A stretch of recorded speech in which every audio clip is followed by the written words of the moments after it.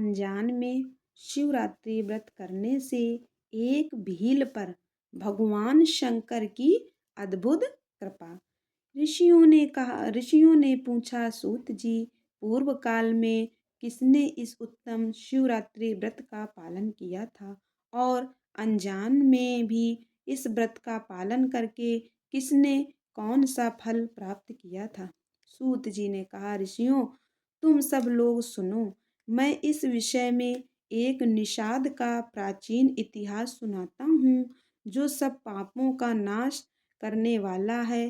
पहले की बात है, किसी वन में एक भील रहता था जिसका नाम था गुरुद्रुह। उसका कुटुंब बड़ा बड़ा था तथा वह बलवान और क्रूर स्वभाव का होने के साथ ही क्रूरतापूर्ण कर्म में तत्पर रहता था। वह प्रतिदिन वन में जाकर मृगों को मारता और वहीं रहकर नाना प्रकार की चोरियां करता था। उसने बचपन से ही कभी कोई शुभ कर्म नहीं किया था। इस प्रकार वन में रहते हुए उस दुरात्मा भील का बहुत समय बीत गया। तदनंतर एक दिन बड़ी सुंदर एवं शुभकारक शिवरात्रि आई, किंतु वह दुरात्मा घने जंगल में निवास करने वाला था, इसलिए उस व्रत को ही नहीं जानता था। उसी दिन उस भील के माता पिता और पत्नी ने भूख से पीड़ित होकर उसे याचना की, वनेचर, हमें खाने को दो। उनके इस प्रकार याचना करने पर वह तुरंत धनुष लेकर चल दिया और मृगों के शिकार के लिए सारे वन में घूमने लगा। दैव योग से उसे उस दिन कुछ भी नहीं मिला और सूर्य अस्त हो गया। इससे उसको बड़ा दुख हुआ और वह सोचने लगा, अब मैं क्या करूं, कहाँ जाऊं, आज तो कुछ नहीं मिला। घर में जो बच्चे हैं उनका तथा माता पिता का क्या होगा, मेरी जो पत्नी है उसकी भी क्या दशा होगी। अतः मुझे कुछ लेकर ही घर जाना चाहिए, अन्यथा नहीं। ऐसा सोचकर वह व्याध एक जलाशय के समीप पहुंचा और जहां पानी में उतरने का घाट था वहां जाकर खड़ा हो गया। वह मन ही मन ये विचार करता था कि यहाँ कोई न कोई जीव पानी पीने के लिए अवश्य आएगा। उसी को मारकर कृत्य कृत्य हो उसे साथ लेकर प्रसन्नता पूर्वक घर को जाऊंगा। ऐसा निश्चय करके वह व्याध एक बेल के पेड़ पर चढ़ गया और वहीं जल साथ लेकर बैठ गया। उसके मन में केवल यही चिंता थी कि कब कोई जीव आएगा और कब मैं उसे मारूंगा। इसी प्रतीक्षा में भूख प्यास से पीड़ित हो वह बैठा रहा। उस रात के पहले पहर में एक प्यासी हरिणी वहां आई जो चकित होकर जोर जोर से चौकड़ी भर रही थी। ब्राह्मणों, उस मृगी को देखकर व्याध तो बड़ा हर्ष हुआ और उसने तुरंत ही उसके वध के लिए अपने धनुष पर एक बाण का संधान किया। ऐसा करते हुए उसके हाथ के धक्के से थोड़ा सा जल और बिल्वपत्र नीचे गिर पड़े। उस पेड़ के नीचे शिवलिंग था। उक्त जल और बिल्वपत्र से शिव की प्रथम प्रहर की पूजा संपन्न हो गई। उस पूजा के महात्म्य से उस व्याध का बहुत सा पातक तत्काल नष्ट हो गया। वहां होने वाली खड़खड़ाहट की आवाज को सुनकर हरिणी ने भय से ऊपर की ओर देखा। व्याध को देखते ही वह व्याकुल हो गई और बोली।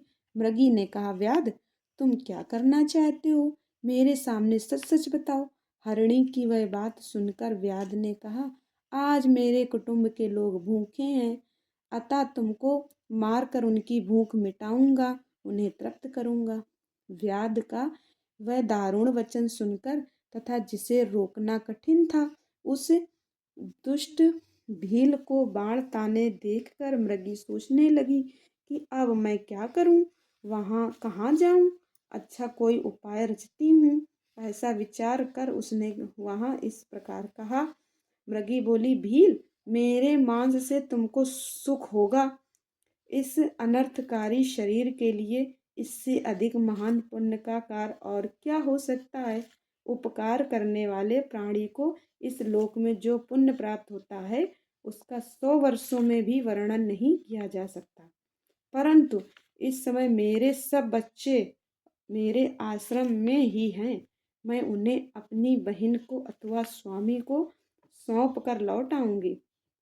वनेचर, तुम मेरी इस बात को मिथ्या न समझो। मैं फिर तुम्हारे पास लौट आऊंगी, इसमें संशय नहीं है। सत्य से ही धरती टिकी हुई है, सत्य से ही समुद्र अपनी मर्यादा में स्थित है, और सत्य से ही निर्झरों से जल की धाराएं गिरती रहती हैं। सत्य में ही सब कुछ स्थित है। सूत जी कहते हैं, मृगी के ऐसा कहने पर भी जब व्याध ने उसकी बात नहीं मानी, तब उसने अत्यंत विस्मित एवं भयभीत हो पुनः इस प्रकार कहना आरंभ किया। मृगी बोली, व्याध सुनो, मैं तुम्हारे सामने ऐसी शपथ खाती हूँ जिससे घर जाने पर मैं अवश्य तुम्हारे पास लौट आऊंगी। ब्राह्मण यदि वेद बेचे और तीनों काल संध्या न करे तो उसे जो पाप लगता है, पति की आज्ञा को उल्लंघन करके स्वेच्छानुसार कार्य करने वाली स्त्रियों को जिस पाप की प्राप्ति होती है, किए हुए उपकार को न मानने वाले, भगवान शंकर से विमुख रहने वाले, दूसरों से द्रोह करने वाले, धर्म को लांघने वाले तथा विश्वासघात और छल करने वाले लोगों को जो पाप लगता है, उसी पाप से मैं भी लिप्त हो जाऊं यदि लौटकर यहाँ ना आऊं। इस तरह अनेक शपथ खाकर जब मृगी चुपचाप खड़ी हो गई, तब उस व्याध ने उस पर विश्वास करके कहा, अच्छा, अब तुम अपने घर को जाओ। तब वह मृगी बड़े हर्ष के साथ पानी पीकर अपने आश्रम मंडल में गई। इतने में ही रात का वह पहला प्रहर व्याध के जागते ही जागते बीत गया। तब उस हिरनी की बहन दूसरी मृगी, जिसका पहली ने स्मरण किया था, उसी की राह देखती हुई जल पीने के लिए वहां आ गई। उसे देखकर भील ने स्वयं बाण को तरकस से खींचा। ऐसा करते समय पुनः पहले की भांति भगवान शिव के ऊपर जल और बिल्वपत्र गिरे। उसके द्वारा महात्मा शंभु की दूसरे प्रहर की पूजा संपन्न हो गई। यद्यपि वह प्रसंगवश ही हुई थी, तो भी व्याध के लिए सुखदायिनी हो गई। मृगी ने उसे बाण खींचते देखा, पूछा, वनेचर, यह क्या करते हो? व्याध ने पूर्ववत उत्तर दिया, मैं अपने भूखे कुटुंब को तृप्त करने के लिए तुझे मारूंगा। यह सुनकर वह मृगी बोली। मृगी ने कहा, व्याध, मेरी बात सुनो, मैं धन्य हूँ, मेरा देह धारण सफल हो गया, क्योंकि इस अनित्य शरीर के द्वारा उपकार होगा, परंतु मेरे छोटे छोटे बच्चे घर में हैं, अतः मैं एक बार जाकर उन्हें अपने स्वामी को सौंप दूं, फिर तुम्हारे पास लौट आऊंगी। व्याध बोला, तुम्हारी बात पर मुझे विश्वास नहीं है, मैं तुझे मारूंगा, इसमें संशय नहीं है। यह सुनकर वह हरिणी भगवान विष्णु की शपथ खाती हुई बोली, व्याध, जो कुछ मैं कहती हूँ उसे सुनो। यदि मैं लौट कर ना आऊँ तो अपना सारा पुण्य हार जाऊं, क्योंकि जो वचन देकर उससे पलट जाता है वह अपने पुण्य को हार जाता है।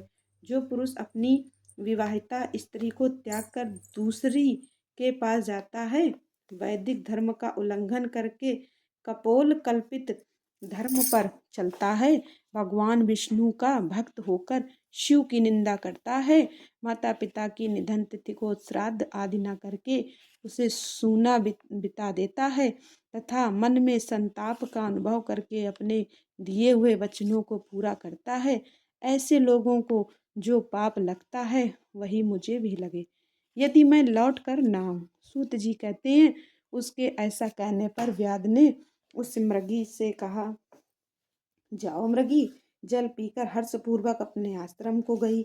इतने में ही रात का दूसरा प्रहर भी व्याध के जागते जागते बीत गया। इसी समय तीसरा प्रहर आरंभ हो जाने पर मृगी के लौटने में बहुत विलंब हुआ। जान चकित हो व्याध उसकी खोज करने लगा। इतने में ही उसने जल के मार्ग में एक हिरण को देखा। वह बड़ा हष्ट पुष्ट था। उसे देखकर वनेचर को बड़ा हर्ष हुआ और वह धनुष पर बाण रखकर उसे मार डालने को उद्यत हुआ। ऐसा करते समय उसके प्रारब्धवश कुछ जल और बिल्व पत्र शिवलिंग पर गिरे। उससे उसके सौभाग्य से भगवान शिव की तीसरे प्रहर की पूजा संपन्न हो गई।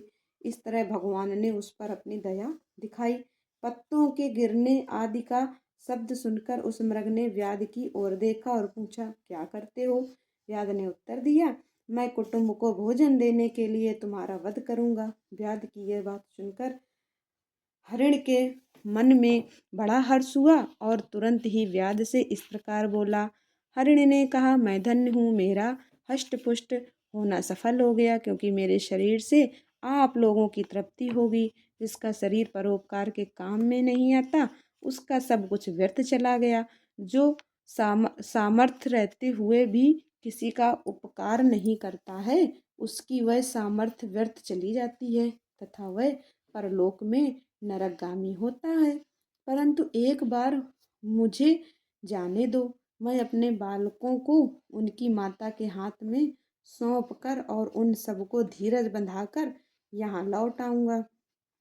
उसके ऐसा कहने पर व्याध मन ही मन बड़ा विस्मित हुआ। उसका हृदय कुछ शुद्ध हो गया था और उसके सारे पाप पुंज नष्ट हो चुके थे। उसने इस प्रकार का व्याध बोला, जो जो यहाँ आए वे सब तुम्हारी ही तरह बातें बनाकर चले गए, परंतु वे वंचक अभी तक यहाँ नहीं लौटे हैं। मृग, तुम भी इस समय संकट में हो, इसलिए झूठ बोलकर चले जाओगे। फिर आज मेरा जीवन निर्वाह कैसे होगा? मृग बोला, व्याध, मैं जो कुछ कहता हूँ उसे सुनो। मुझ में असत्य नहीं है। सारा चराचर ब्रह्मांड सत्य से ही टिका हुआ है। जिसकी वाणी झूठी होती है, उसका पुण्य उसकी क्षण नष्ट हो जाता है। तथापि भील, तुम मेरी सच्ची प्रतिज्ञा सुनो। संध्या काल में मैथुन तथा शिवरात्रि के दिन भोजन करने से जो पाप लगता है, झूठी गवाही देने, धरोहर को हड़प लेने तथा संध्या न करने से द्विज को जो पाप होता है, वही पाप मुझे भी लगे, यदि मैं लौट कर ना आऊं। जिसके मुख से कभी शिव का नाम नहीं निकलता, जो सामर्थ्य रहते हुए भी दूसरों का उपकार नहीं करता, पर्व के दिन श्रीफल तोड़ता और अभक्षय भक्षण करता तथा शिव की पूजा किए बिना और भस्म लगाए बिना भोजन कर लेता है, उन सबका पातक मुझे लगे, यदि मैं लौट कर ना आऊं। सूत जी कहते हैं, उसकी बात सुनकर व्याध ने कहा, जाओ शीघ्र लौटना। व्याध के ऐसा कहने पर मृग पानी पीकर चला गया। वे सब अपने आश्रम पर मिले, तीनों ही प्रतिज्ञाबद्ध हो चुके थे। आपस में एक दूसरे के वृत्तांत को भली भांति सुनकर सत्य के पास से बंधे हुए उन सब ने यही निश्चय किया कि वहां अवश्य जाना चाहिए। इस निश्चय के बाद वहां बालकों को आश्वासन देकर वे सब के सब जाने के लिए उत्सुक हो गए। उस समय जेठी मृगी ने वहां अपने स्वामी से कहा, स्वामिन, आपके बिना यहाँ बालक कैसे रहेंगे प्रभु? मैंने ही वहां पहले जाकर प्रतिज्ञा की है, इसलिए केवल मुझको जाना चाहिए, आप दोनों यहीं रहें। उसकी यह बात सुनकर छोटी मृगी बोली, बहन, मैं तुम्हारी सेविका हूँ, इसलिए आज मैं ही व्याध के पास जाती हूँ, तुम यहीं रहो। यह सुनकर मृग बोला, मैं ही वहाँ जाता हूँ, तुम दोनों यहाँ रहो, क्योंकि शिशुओं की रक्षा माता से ही होती है। स्वामी की यह बात सुनकर उन दोनों मृगियों ने धर्म की दृष्टि से उसे स्वीकार नहीं किया। वे दोनों अपने पति से प्रेम पूर्वक बोली, प्रभु, पति के बिना इस जीवन को धिक्कार है। तब उन सब ने अपने बच्चों को सांत्वना देकर उन्हें पड़ोसियों के हाथ में सौंप दिया और स्वयं शीघ्र ही उस स्थान को प्रस्थान किया जहाँ वह व्याध शिरोमणि उनकी प्रतीक्षा में बैठा था। उन्हें जाते देख उनके वे सब बच्चे भी पीछे पीछे चले आए। उन्होंने यह निश्चय कर लिया था कि इन माता पिता को गति होगी, वहीं हमारी भी हो। उन सबको एक साथ आया देख व्याध को बड़ा हर्ष हुआ। उसने धनुष पर बाण रखा। उस समय पुनः जल और बिल्वपत्र शिव के ऊपर गिरे। उससे शिव की चौथे प्रहर की शुभ पूजा भी प्रसन्न हो गई। उस समय व्याध का सारा पाप तत्काल भस्म हो गया। इतने में ही दोनों मृगियां और मृग बोल उठे, व्याध शिरोमणे, शीघ्र कृपा करके हमारे शरीर को सार्थक करो। उनकी यह बात सुनकर व्याधक को बड़ा विस्मय हुआ।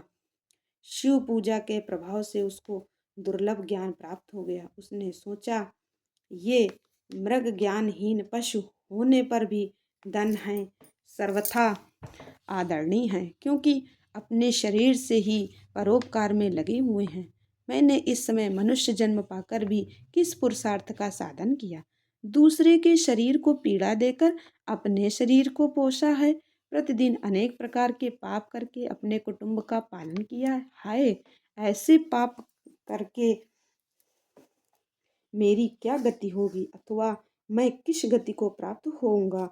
मैंने जन्म से लेकर अब तक जो पातक किया है उसका इस समय मुझे स्मरण हो रहा है।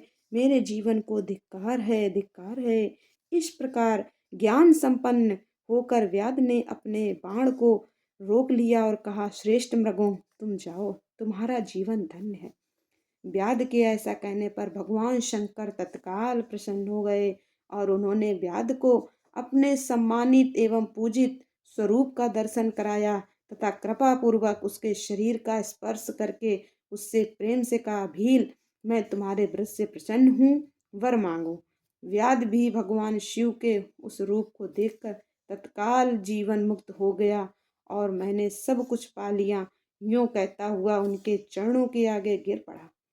उसके इस भाव को देखकर भगवान शिव भी मन ही मन बड़े प्रसन्न हुए और उसे गुह नाम देकर कृपा दृष्टि से देखते हुए उन्होंने उसे दिव्य वर दिए। शिव बोले, व्याध सुनो, आज से तुम श्रृंगवेरपुर में उत्तम राजधानी का आश्रय ले दिव्य भोगों का उपभोग करो। तुम्हारे वंश की वृद्धि निर्विघ्न रूप से होती रहेगी। देवता भी तुम्हारी प्रशंसा करेंगे। व्याध, मेरे भक्तों पर स्नेह रखने वाले भगवान श्री राम एक दिन निश्चय ही तुम्हारे घर पधारेंगे और तुम्हारे साथ मित्रता करेंगे। तुम मेरी सेवा में मन लगाकर दुर्लभ मोक्ष पा जाओगे। इसी समय वे सब मृग भगवान शंकर का दर्शन और प्रणाम करके मृग योनि से मुक्त हो गए तथा दिव्य देहधारी हो विमान पर बैठकर शिव के दर्शन मात्र से श्वास मुक्त हो दिव्य धाम को चले गए। तब से अर्बुद पर्वत पर भगवान शिव व्याधेश्वर के नाम से प्रसिद्ध हुए, जो दर्शन और पूजन करने पर तत्काल भोग और मोक्ष प्रदान करने वाले हैं। महर्षियों, वह व्याध भी उस दिन से दिव्य भोगों का उपभोग करता हुआ उन राजधानी में रहने लगा। उसने भगवान श्री राम की कृपा पाकर शिव का सायुज्य प्राप्त कर लिया। अनजान में ही इस व्रत का अनुष्ठान करने से उसको सायुज्य मोक्ष मिल गया। फिर जो भक्ति भाव से संपन्न होकर इस व्रत को करते हैं वे शिव का शुभ सायुज्य प्राप्त कर ले। इसके लिए तो कहना ही क्या है। संपूर्ण शास्त्रों तथा अनेक प्रकार के धर्मों के विषय में भली भांति विचार करके इस शिवरात्रि व्रत को सबसे उत्तम बताया गया है। इस लोक में जो नाना प्रकार के व्रत, विविध तीर्थ, भांति भांति के विचित्र दान, अनेक प्रकार के यज्ञ, तरह तरह के तप तथा बहुत से जप हैं, वे सब इस शिवरात्रि व्रत की समानता नहीं कर सकते। इसलिए अपना हित चाहने वाले मनुष्यों को इस शुभतर व्रत का अवश्य पालन करना चाहिए। यह शिवरात्रि व्रत दिव्य है। इससे सदा भोग और मोक्ष की प्राप्ति होती है। महर्षियों, यह शुभ शिवरात्रि व्रत राज के नाम से विख्यात है। इसके विषय में सब बातें मैंने तुम्हें बता दी। अब और क्या सुनना चाहते हो?